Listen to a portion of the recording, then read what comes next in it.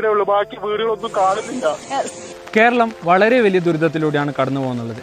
ഈ ഒരു അവസ്ഥയിൽ നമ്മൾ ശ്രദ്ധിക്കേണ്ട ഏറ്റവും വലിയൊരു കാര്യമുണ്ട്. എലിപ്പനി പോലെയുള്ള പകർച്ചവ്യാധികളിൽ നിന്നും പ്രതിരോധം നേടുക എന്നുള്ളത്.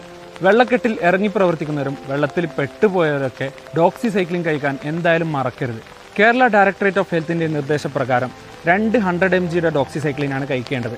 വെള്ളവുമായി ഡയറക്റ്റ് കോൺടാക്റ്റ് ഉള്ളവർ ആഴ്ചയിൽ 200 mg എന്ന രീതിയിൽ അടുപ്പിച്ച് 2 ആഴ്ച എടുക്കണം. മുറിവോ ഇൻഫെക്ഷൻസോ അല്ലെങ്കിൽ വെള്ളം വിഴുങ്ങുകയോ ചെയ്തിട്ടുണ്ടെങ്കിൽ 5 ദിവസത്തേക്ക് ഡോക്സിസൈക്ലിൻ കഴിക്കണം.